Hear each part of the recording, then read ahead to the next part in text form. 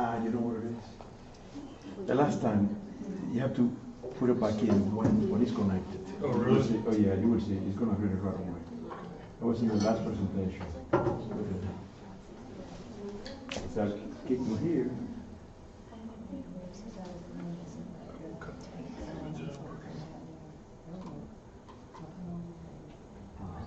There you go. Okay. Okay. I know your time is very valuable. We are going to be as precise as I can. It is impossible to cover in such a short time a very complex topic like is fetal alcohol syndrome. So if you have any questions or anything at the end, I'll be more than happy to address it. And I think we'll be more specific. But what I have done with this presentation is to summarize and to just focus on somebody who drank only alcohol, which you know that is not reality. You know that when the mothers are exposed to toxic substances, they don't use only alcohol. There are other things, including the tobacco, the pills, and on top of that, the poor sleep schedule, the poor nutrition.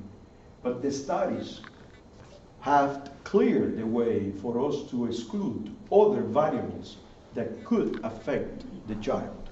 So what I'm presenting to you today is just the pure effects of alcohol in the brain, without taking in consideration any other variables and measures of personal health of the patient, okay? And I think a little bit of history I think we have here. Let me see. It is a preventable cause of birth defects and developmental disabilities. There is no safe alcohol. All type of alcohol, it can be detrimental to the brain. And we'll talk a little bit about the animal experiments. And there is no specific amount that could be safe. So when you sit down with the mothers to obtain the history, and they tell you, well, I just drank a little bit. You drank. We try not to make them feel bad, but exposure to alcohol will produce a lot of problems. And once this baby brain is affected, you're going to have a combination of neurobehavioral, neuro used in terms of a structural brain abnormality, behavioral because you cannot predict their behavior. One of my first cases in 94, 95 was a 15-year-old boy exposed to alcohol who could not foresee the consequences of actions. Very nice, very polite, but got in trouble, and that was the reason that I came involved. He was sitting in the football area where the kids change, and they said, let's go install this jacket. He didn't do anything, but he was there. He did not leave the place. He just looked at the kids, and when the police came, investigated, he was there. So he could not explain himself. So I investigate furthermore about this specific characteristic, the inability to plan and to foresee the consequences. And I saw a very important documentary of a classical fetal alcohol adult patient who went to hold up something in New York. And he had his plan of going in with a gun, tell him that was an assault, and then get the money and leave. But the clerk jumped and fought with the guy. And in the fight, he could not reason. He shot the guy, but he didn't have a second plan. So he stood there until the police came and got him. So these are extreme, you don't see that all the time, but these are extreme of a behavioral dysfunction that you can see in the children. These are kids that you have not even stopped the car and they're jumping because they are very excited to the place that they're gonna go. That you bring them to a pond or a river, whatever, and they run away from you. There is no consequences to these babies. Now, the history is a little bit, it's not new. Initially it was described in France, in mothers that were exposed to alcohol. And in 1973, and this is important, the two dates, is because these people in Washington University described the same symptoms in our patients, in American patients, that were described in '68 without not knowing that that was there. And basically, what both groups concluded, and that has been the core of necessary for diagnosis, is the poor growth pre and postnatal, the characteristic mid-phase hypoplasia. It's very difficult to describe, but if you can think of a triangle from the eyebrows coming down to the tip of the upper lip, you will see that everything's crowded there. They look cute, but everything's crowded there.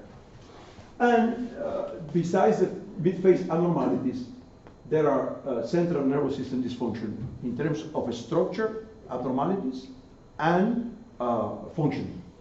It is important to stress that none of this is pathognomonic, meaning unique to that syndrome.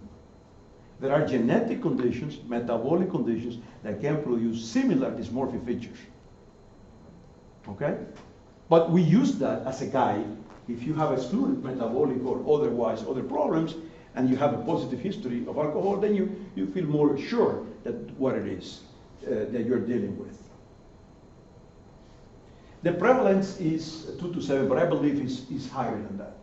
They said that in the United States, it's 2 to 5% of all the kids will have that. Why do I think it's higher? Because it's the way in which you obtain the history. For example, when I meet with these mothers who have used alcohol, I ask them, they usually send the kids for developmental delay. And I asked them, do you drink any alcohol? No, no, no. I said, no, no, but wait. You drink any alcohol before you knew you were pregnant? The answer is yes. And I want you to suspend this in your mind because you will see how important it is. So when you obtain the history, you realize that there are more people that, not knowing, they consume the alcohol. That is important for why it can be prevented is through education. Nurse practitioners, foster parents, social workers, we have to educate the families.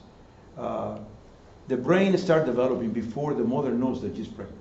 So anything she puts in the mouth is going to go to the baby, no matter what. In terms of performance, they have developmental delay and cognitive delay and disability. Disabilities because they cannot achieve the social or academic gratification due to the brain dysfunction. They're very impulsive, as I said, hyperactivity, not necessarily will look just like attention deficit disorder, but they have characteristic hyperactivity. They depend on the severity of frontal lobe abnormality and the delay of this structure maturity. They are tough cookies. They wake up, they have sleep difficulties, they wake up at 2 o'clock and they want to do things that have no logic. They usually has poor fine motor skills. They take longer to buttons, to write. They have difficulties with that, with fine motor activities. But most importantly, the speech delay. But it's not only speech, it's language. The difference in speech is that somebody can be mute, but we understand what you said. It's language. This baby has, they have trouble with the conceptualizing ideas. You know, when you listen to what I'm saying, you crystallize something. And then you think about it. They don't. And what is the importance of that? It is that when you think, you talk to yourself. If the child cannot elaborate an idea, how the child is going to learn? Unfortunately, I hope we don't have any teachers, but I have a problem with the teachers because I don't see here a desire to accommodate those kids and negotiate it through the things. They have like a standard table, they want to go through. You can't. They will not function. They will not function.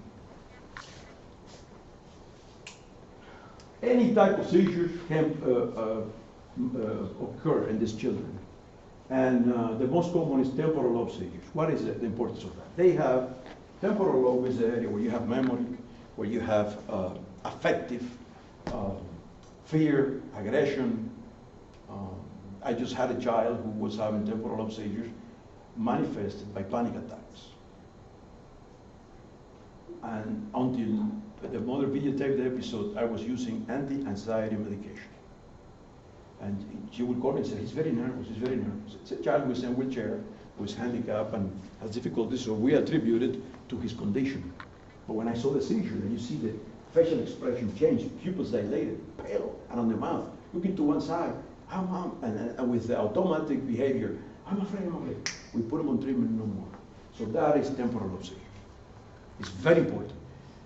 Now, I don't want to send the wrong message that the child is playing here, you tell him to go to the table, and he pitch a temper tantrum, that is a seizure. No. Nor when they get frustrated because they want to play with a toy and the thing's not working, they blow up. No. These are very specific, clear-cut abnormalities in behavior in which the child facial expression and demeanor is out. It's like you sedate the child. I mean, boom, it's nervous, okay? They can have also speech difficulties because of the seizures. They usually manifest and spread to areas of the face, so they will have twitching of the face and deviation of their eyes. But it's important for you to know, because these seizures, the majority of the cases are not the grand mal that everybody understands. So they can be very subtle. And if you don't videotape it or are on top of that, you can miss it very easy. They do not sleep well. The other 18-month-old kids, at 2 o'clock in the morning, they're jumping like it's 10 o'clock.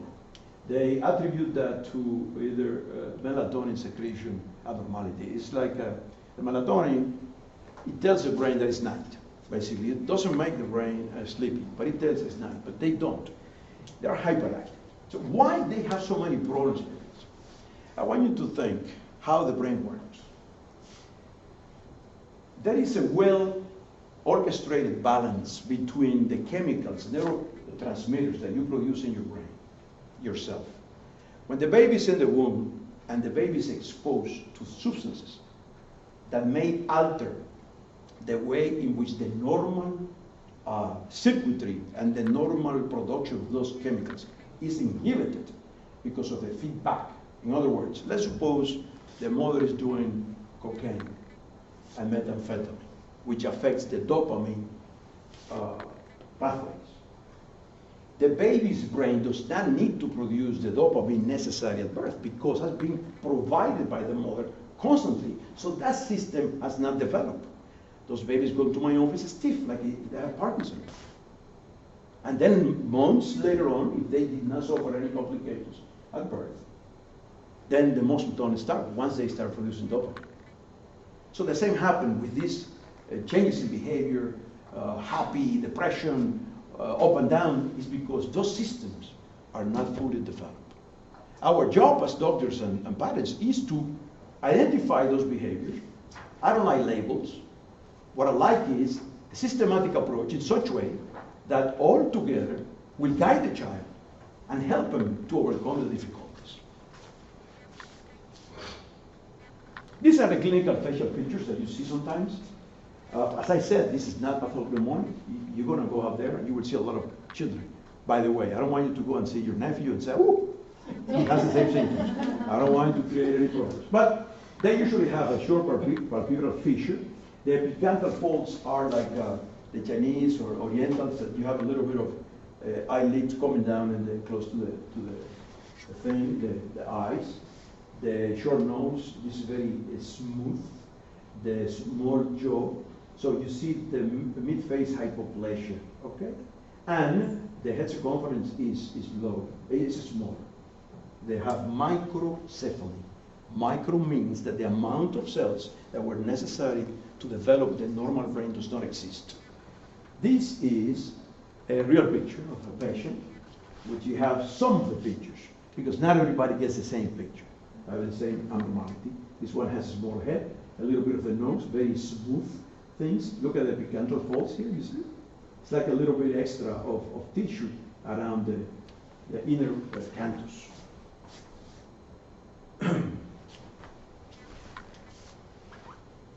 Besides the brain abnormalities, some of those kids can develop other major or minor abnormalities. What is the importance of that? If you, as a foster parent, receive a child and the diagnosis of fetal alcohol has been made, the pediatrician needs to be aware of that, because sometimes you have to get an ultrasound of the kidneys to make sure that there's no problem. Of all the malformations, the more consistent is the cardiac malformation. All of this has been reproduced in animal experiments. And it's not a major malformation, it's just communication of the atrium or the ventricles, VSD or ASD. They are very, very consistent, but every patient is different. And if you have a child who is not moving bowels properly or vomiting more, think about a malformation of the liver or of the bowels. The child has 2 urinary tract infections for no reason. Think about a malformation if the child has been exposed to alcohol. I don't want to send the wrong impression that every child with fetal alcohol exposure needs a cardiac. No. I'm not saying that. It's just red flags that you need to keep in mind. It cannot be underestimated. In animal experiments and a couple of autopsy results, they demonstrated that the cortex that normally has 6 layers of cells is decreased. They have a very cortical thing. The cortex is the area of your brain that allows you to think, allow you to reason. And the cortex is that you crystallize memory and store memories. The cortex is the one who tells you where you're going, what you're going to do. You feel everything around you. The cortex tells you that. So when the cortex is atrophied, it's small, the baby will have a lot of problems. Interesting enough is that not necessarily is how long the mother has been drinking. But they demonstrated that it is how fast the alcohol level increases in blood. Doesn't mean that the one who was drinking slow for 20 years is not going to cause problems. It's going to cause problems. But I'm referring to the young 28-year-old female who doesn't know she's pregnant and it's the birthday of the best friend, and they're going to do something that I've seen, that I've never seen before, but I see now, that they put a hose and they put the alcohol and they drink. Well, imagine that amount of alcohol will spike the alcohol level without not knowing that this is happening. These findings were reproduced in animal experiments, and it well documented that the spike of the alcohol produces a severe damage to the cortex. And the cortex is the one that manifests all the neurobehavioral things that you already know and we have mentioned. Just to give you an idea of how the brain develops, this is 25 days. And correct me, because I've never been pregnant, but you will tell me that usually it's between, 40 to 60 days, 2 months, that there is 2 missing of the period that the testing comes around. But look at the brain where it is already. And this is just a structure of what is called the neural tube. There are cellular processes there in which that organization, even before that the mother knows, this is taking place already. And then 5 months of pregnancy until 9 months a newborn, you see all the cortical gyra. So if you're going to remember something about this, is the importance of understanding that even before the diagnosis is made, the baby is exposed. Okay? Now, what happens in alcohol is the following. I want you to picture a big hole in the wall. These are called the ventricles. Okay? And the ventricles, in the surface of the ventricles, a group of cells called the glial cells get together. Okay? And let's suppose that this is the surface of the ventricle. From here, these radial glial cells, like the spokes of a bicycle wheel, are going to grow from the surface of the ventricles all the way to the cortex. I tell you, God is unbelievable. I tell you, because this is magnificent. And when these glial cells are ready to the cortex, look over there, then the neurons, the brain cells, start ascending through these pores to populate the cortex. The alcohol damaged that process. Does not allow the cells, the neurons, to go to their places. So you will have a lot of abnormalities. Here is just a representation. You see the ventricles? And these are the cortex is developing here. And then you see the glial cells. And then you see the cells going until they develop the cortex. And that is the reason why they have a small head, microcephaly, and why the cortex is so thin, because they cannot accumulate a number of cells. These are some of the pictures that we see. Not everybody has this. Not everybody with fetal alcohol needs a brain MRI. But here, what you see in a sagittal way, this is the nose. You see the mouth here. This is the back of the head for you to orient. This is looks like a seahorse, is the brainstem. And here, the corpus callosum, which is a band of tissue that connects both cerebral hemispheres and help to transfer information from one side to the other, is absent. This one shows atrophy of the white matter. The ventricles are big, and the surface of the brain is small. These finger-like projections, this looks like a 90-year-old patient with a stroke and dementia, and this is a child. Also, you see here, sometimes what is called the mammillary bodies, which is another structure that is abnormal in those babies. Because the entire process of organization of the brain is disrupted. So no, we cannot predict the combinations of anomalies that the child may suffer.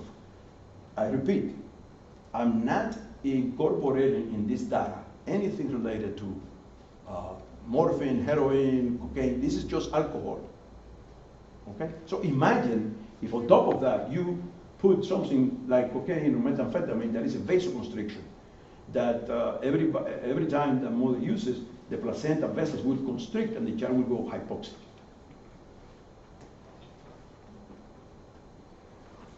The prognosis is very difficult because it depends not only on the severity of the problems that the baby may bring.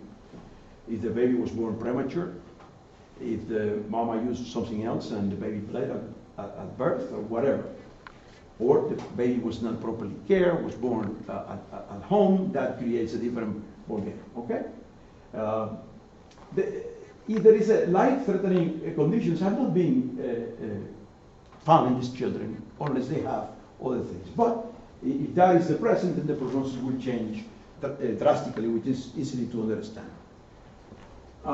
When the child goes to a school and preschool, they will have a lot of, and I just summarize here, a lot of developmental skills difficulties, attention, judgment, ability to transfer from one activity to the other, difficulties understanding concepts. Okay, now please, let's go and stand up and go to once and open this concept. Understanding, difficulties understanding social interaction.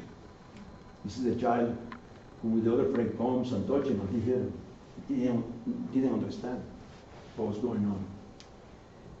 But on top of the emotional and the academic difficulties, they have a high risk to develop psych difficulties at the age of when they become older, and very high incidence of alcoholism.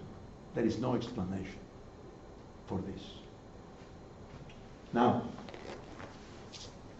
it is important to understand that the only way that these children are helped is when you have a multidisciplinary approach, when everybody is at the same page, helping you, not creating you problems. For example, if you find that the child cannot do math through a psychological testing, why to force him to do math? He needs a calculator. Because no matter how much you talk to him, he's not going to get it. Just to give you an example, if the child has significant fine motor difficulties, let's type the homework and help him to type in a computer, bypassing whatever difficulties he has, because you have to protect self-esteem. Self-esteem is important. These children will have it too, in their own way, but they want to look good. Everybody wants. So it's very important. Now, the prognosis in terms of difficulties that their behavior, their decisions, your life today is the result of the decisions you made before. These kids, if they are not properly cared for, they have a 50% chances of abuse substance, going to prison, and so forth. School difficulties.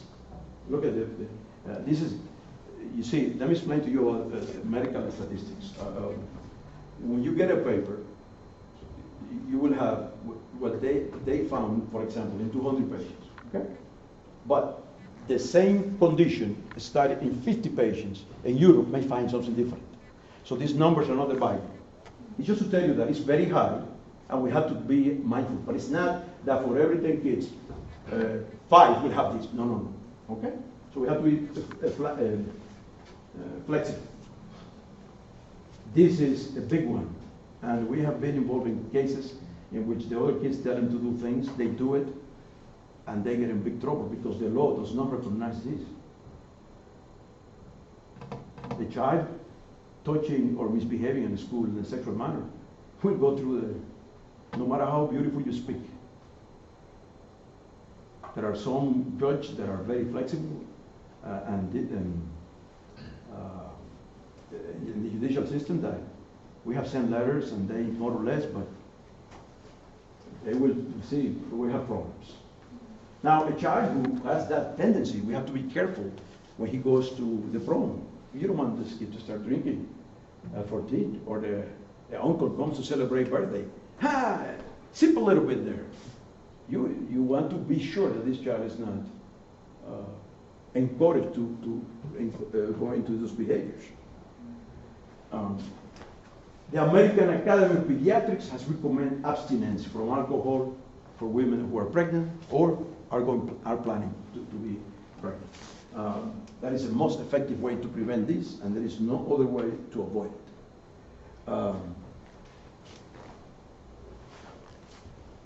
I already touched about the fact that some of the women don't know about pregnancy, but the alcohol in the first few weeks of pregnancy is the time that produces the most abnormality, because that is the time in which all the cells are being organized in the brain. And as I mentioned before, the high blood alcohol concentrations and the pattern of consumption is the one who create problems. Treatment, what do you do for it? It's a lot of things that you need to do, but basically it's a multidisciplinary approach in which everybody involved understand what we're dealing with. We have to dispel the fact that the child is my enemy. The kid is coming here to give me her time. It's not. This is a child who has problems. And as an educator, as a foster mother or whatever, I need to talk to the mama, what can we do to minimize the impact that he has made? I will stress the importance of psychological evaluation. You need to know the weaknesses and the strength of that brain in such a way that you will not force upon him the weakness. If he cannot read well, you got to find a way that he reads well. If the speech is not clear, augment the communication device, a Dynabox or something that he can talk. Our job is to bypass the problem that the child has, so he is able to function. And once the child has good self-esteem and try and get success, they do very well. Example, I have a child who is autistic, has no alcohol, right? And one day he was in the office and I asked him if he knew what was the name of the Alexander the Great horse. He didn't know, so I printed a picture of the horse that is called Bucephalus. It's a huge black horse. So I gave it to him. This baby became obsessed with Alexander the Great, and he created a report. I think he came to ULM and well, he won what? Was a reading fair or what? A fair, and then he went to district with that report. So I give him another thing. So they have talents. We just need to find out what talents they have and get them from there. And with that, before I forget, applied behavioral analysis. There is a confusion in the community with the fact that people think that ABA, which is applied behavioral analysis, is only for autistic. No, no, no. Any child with maladaptive behavior will benefit from this intervention because it's just a training of the behavior. It works very well. Important to learn the learning style. If the child comes from school and no matter what you do, he does not function until an hour later, don't force him. Learn from him. I cannot emphasize good nutrition and good discipline in terms of every action, every activity has a time. This is a child that cannot be eating and running around. You have to compartmentalize as soon as you can, little by little. Now you cannot change them like this. Like you give it 3 teaspoons and then let them run, and then you change. Another thing, you cannot try to correct every behavioral abnormality in one shot. You choose the worst one and you try to modify to avoid tension, okay? There are some of the tricks. Importance, that they feel appreciated, that they feel part of the team, they feel that they are getting something out of that. So if he was having problems with behavior and he got a star, that star has to be stuck in the wall. So everybody who comes to the house has to see the star. He needs to understand the difference between the punishment and not, okay? And with that, I open for questions, comments, especially with this Cajun accent, whatever you did not understand. Let's go. I know there are a lot of questions that are not stupid questions, and you speak English better than me. Go ahead. So how do you discern autism versus? Outstanding. Outstanding. Very good. Autism is the lack of language. I want you to think of the brain as a computer. You bought a computer today, you hook them in the wall, and the computer automatically will bring up the programs, Microsoft, PowerPoint. The brain is genetically coded to upload the programs. Language is not there. It's like you now are dropping China, and you are supposed to interact with them and to follow the cultural rules and behavior. That is autism. Autism is not the child who's in a corner who does not want to say hello to anybody. The quality of the social interaction is abnormal. For example, one question. When I see the child who is very sociable, what about if you go to the mall? Oh, he runs to everybody and gives a hug. That is abnormal. You see? So autism is that. Poor social interaction, inability to have the imagination to utilize tools in the proper way. They line toys, but they get a hanger. I have a patient that comes to the office with a hanger. Okay? They have the social interaction. They have the flapping of the hand, the things like that. Now, these are, I want you to think of autism as a spectrum that can be caused by different things. A child who suffers lack of oxygen at birth can develop autism later on. A child who has a genetic disorder can develop autism later on. The fetal alcohol syndrome can manifest with autism later on, or symptoms of that. That was the reason that I said at the beginning, I don't care about labels, as long as we are fixing the problem. But this is a very good question. And sometimes they overlap. With this, do you see issues automatically or from the beginning, or is it something that can come on later? It's a very good point. Depends how observant and knowledgeable the person who is caring for the child is. Remember, there is only one beautiful and intelligent child in the world, and every mother has it. So, it is when they take him to the pediatrician that they see that the baby's having problems, and then we use it. Some of them will not present all the symptoms that we discussed there. Because remember, the brain development is like a building. Age 10 months is different to age 22 months. 22 months is different 5 years. So every age requires from the brain a different behavior. So the symptoms will depend on the age of the baby. For example, you can have a newborn baby, not newborn, but infancy, 3-4 months, spitting out, irritable, he's crying all the time, you hold them, he's not doing anything, he does not obtain pleasure from cuddling or anything. Then you measure the head, small head, history of alcohol exposure, you are the source. The problem in foster care so often is that you can't get that history. No, there's you way do. to, I never get history. Right. When they come to me. yeah, and so what kind of interventions? No, you have to get tough. Because they don't get, they have the power, the state has the power to get the history from whatever. But if you let it go, they will not get it. So what I do is when that happens to me, I said, it's very important, I put them in writing. Give this to the social worker. I need the history, otherwise, I'm gonna complain. When I get the history, then I move there. And then you realize all the things. We have learned things about babies that nobody knew. So it's very important that you get the history. And your doctor can help you. Because sometimes they can give you a number. If you go to me, for example, not because you need to go, but you, primary care provider, he can put a signature there. I need those records, and they will get it. We always get it. But I have to use Latino charm. So official diagnosis, it's very important to have this for like ways that you can get help for them and such, and who do we go to get official diagnosis? I have my adopted son's birth records. It doesn't say alcohol, but it says so much else that he was exposed to in the way of drugs throughout the entire pregnancy. Very good point. That's all I have though. So Very good point. where do I go? If you have a situation like this, you have multiple substances, you cannot identify which one is causing the problem. What you can say is, the diagnosis that we use is, patient has a chronic static encephalopathy. It's a big term, but for other doctors, that indicates that it's a chronic brain dysfunction that is not progressive, and then I add secondary to the exposure of multiple toxic substances during fetal life.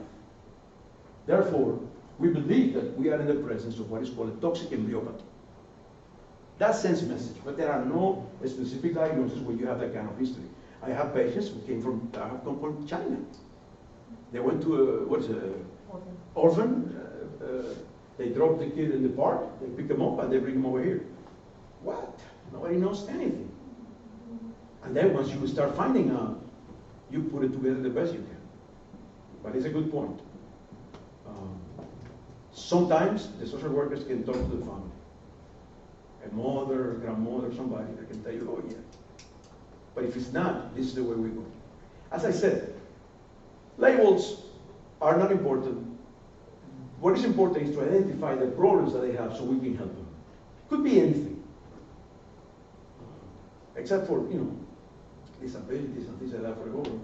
And when I have that situation, parents tell me this is what's going on, and then if I feel confident, ethically and morally, that yeah, I can use the diagnosis, we use it. It's not a problem. So would we go to the primary pediatrician first and then be referred to come to a neurologist? Yes, that is where you usually go. Because primary care providers can find the information, and once they get the information and they see whether the baby was exposed, diagnosis is there. Could a baby that was not exposed to drugs or alcohol, but was born prematurely and then starved the first 8 months of their lives, could that bring on some of these problems also? Outstanding question. Everybody here? The baby was not exposed to anything, but it's a premature baby who suffered malnutrition in a very early age. Premature babies are very different patients. Because once they come out and they are leaving the nursery, their growth duplicates if they were not too sick. They start growing very fast. Think of the nutrition in the brain as a factory line that you're building a car. Okay? So people put the body in the car, so people put the tires, so people put the doors, and so on. The same with the brain. You need zinc, iron, carnitine, CoQ10, folic acid, vitamin B, copper. If you don't have that, the brain doesn't function, because you need everything. Yes, malnutrition can produce damage to the brain if it was very severe, because you have a baby already compromised with a prematurity. Yes, can happen. Not necessarily everything you saw over here, but you can have a combination. It's like a domino. You play domino, right? You don't know which things is going to come, but yes, you can have problems. And not only premature, full-term baby who was neglected for her, and then when the foster mother got him, could not even walk. and the muscles weigh like 10 pounds, a kid 3 years old. That baby is already suffering. I remember the first experience that I had during my training. I thought I was the best neurologist neurology in the world, because I went to examine the child, and the child has this drop that was very weak, and I examined it, and I jumped, neuropathy, and I came to my attending, neuropathy, and I thought I was the greatest. When we went to see the kid, everything was gone. He was malnourished, at 10 pounds. They put him on feeding tubes, and the malnutrition weakened the peripheral nerves. That is the reason that I look so good. I don't want to be in trouble. So early intervention. Early intervention, diagnosis is important to guide the parents, but not the label. What is important is to identify what problems the baby has, and tell the parents, you can do this, this, this. And then interventional therapies, I know someone wasn't able to be here, but is that the right term? She was wondering your thoughts on that, like, you know, therapy at ABA? PT, OT. Oh, yes. ABA. Yeah, I send everybody, because in 10, 15, 20 minutes in the office, I don't have the capabilities, nor I train to conclude whether the child has a fine motor skills. I mean, you have a therapist that will sit in the floor with the kid and do a lot of things. I send them, and they can send back and say, no, he's fine here, but he needs this. Let's go. It's the way that we work. Yeah. Is there any suggestion in dealing with the schools? School systems? Yeah. Nothing against the school, because I live here. But let me tell you the difference. When I was in Slide every 4 months, I'll go to teach the entire school board, all the special teachers, everybody, about seizures, about Tourette, attention deficit, genetic disorders. They will pick up the topic, and I will prepare. And that was a mandatory. So they knew me, and I knew them. So they will call me, and we'll discuss cases. We had psychologists that will go to the school to observe the child, and we had a tremendous success. Unfortunately, I don't know what happens here, but I have cases in which I try to order something that I think will benefit the child, and somebody who has not read a book of neurology says no, and they deny anything. So I always have problems. If you find a good teacher that will put the heart, the baby will be blessed. Because I tell you, the influence of the teachers. The reason why I'm standing in front of you is because my first grade teacher, she put me out of 30 kids in the classroom to speak in our graduation ceremony. In my country, we don't go kindergarten. 5 years ago, learn to read to them is a big thing. So imagine, civic center, grandparents, neighbors, enemies, everybody there. So she pulled me, I had to memorize the thing, and after that, never had any fears. I can say whatever, nobody understands, but I think it's okay. First grade teacher. Teachers are the one who builds you. My professors in pediatrics build my mind. In neurology, they build me. How to think. So if you have a teacher that is not putting their heart, it's going to be a problem. Okay. Now your doctor needs to be your quarterback, of course. You have to call or put a letter, document what's going on. What about the non-sleeping,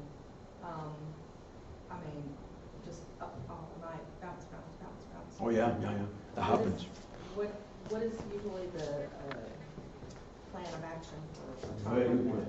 The first step is to us as parents to understand what sleep is. Sleep is a program, just like a computer program, that you programmed,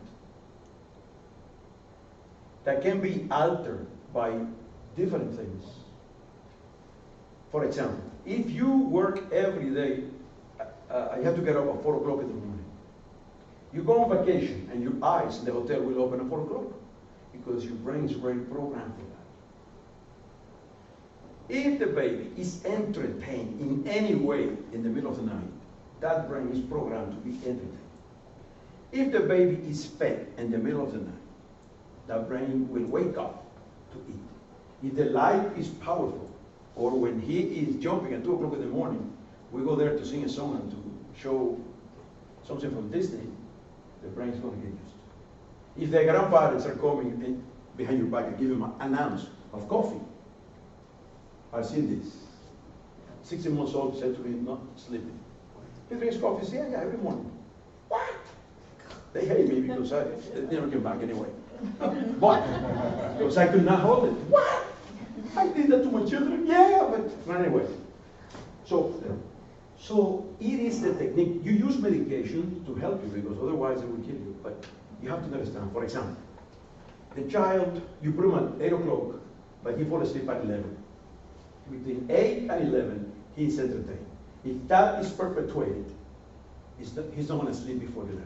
So what you do is you keep him up until 30 minutes before 11. That is the time that he falls asleep, and then you put him in bed. You shorten the time that he's jumping in the bed before 11 comes. Tricks like that.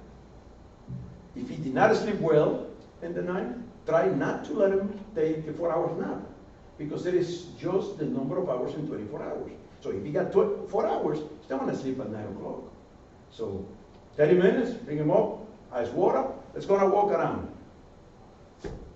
If he's drinking milk, 4 ounces, for example, you put 3 of milk, 1 of water. And little by little, you wean him off. If he wants to be in your bed, he's very cute. Very cute. I love it. I love it. But there will be 25 and they will come and jump. And then we don't fit in the bed. So what you do is, you bring him on, very gently, and go and lay down with him. Little by little. And he comes back, lay down with him. Okay? Of course, don't let him watch any horror movies because they have a lot of imagination but no maturity. So I have kids that they don't sleep. When you talk to them, they're telling you about, what is it, Walking Dead or something like that. They're watching. Then the medications are used, but the most important is what is called a sleep hygiene. In other words, help the family. I had a mother from Chipor. This is a true story. 14 months old, never sleep. When I got the history, well, sometimes at 2 o'clock in the morning, the daddy is working and she wants to see daddy. So I put her in the car and I go around Chipor looking for the daddy. I almost fell off the chair. So how did you pretend that I want to fix that problem? And then what kills me is when she turns to the 14 months old baby. You hear that? You cannot do that. Anyway, questions? What about, they just wake up in the night just screaming? I mean, it's just... Excellent one. Yeah. There are sleep disorders called parasomnias. Parasomnias, and they are divided according to the cycle in which they occur. As you know, you have a non-REM sleep and REM sleep. And depending on where they occur, they have different manifestations. The most common are the night terror, the screaming, bloody murder, and so forth.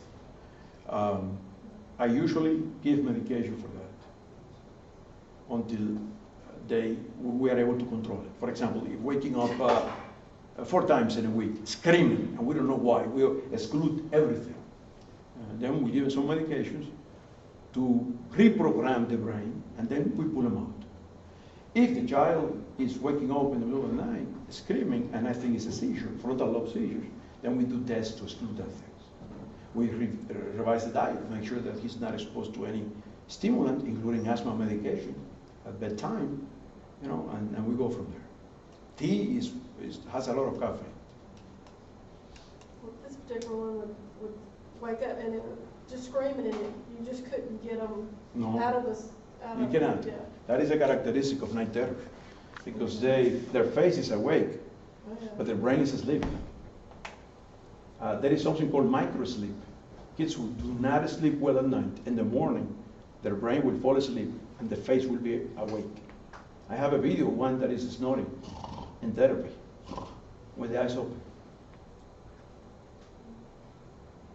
The sleep is very important. Recently, it was found that people that don't sleep well have greater chances of suffering Alzheimer's later on.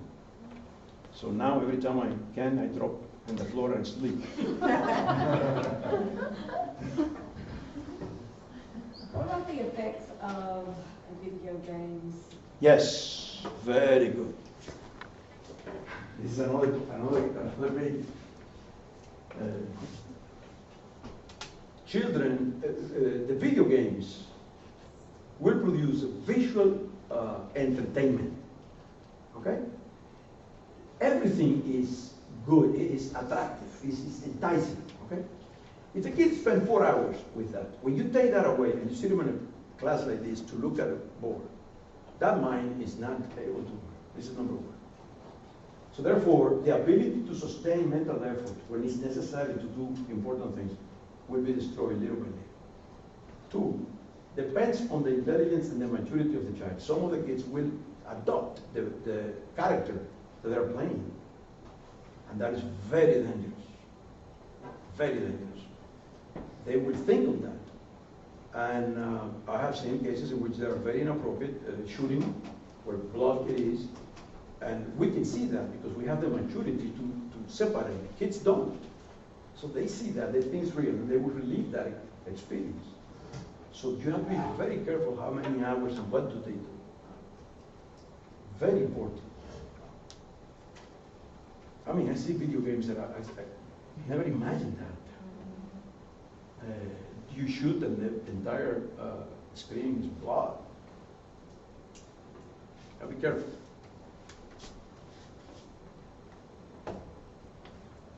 Okay?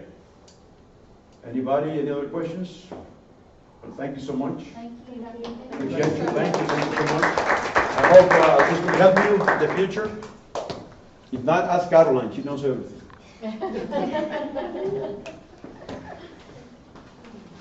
know who to call. Thank y'all for coming. Hopefully, we're gonna try to do something like this on a quarterly, semi-annually basis. I'd like to get the guy from Glory Therapy, Carl Kaufman, Yes. maybe to come speak. Very good. You know, anybody else? Would you be willing to do this again? Oh, yeah. Anytime you need me, just let me know ahead of time. Okay, But it's not a problem. I help you in anything I can. okay. Yeah. Kids are very important. The more we together we help them, the better it's going to be. Okay? Okay. This is yours, right? Yes, sir. Yeah. Thank you. Thank you. I appreciate you. Thank you.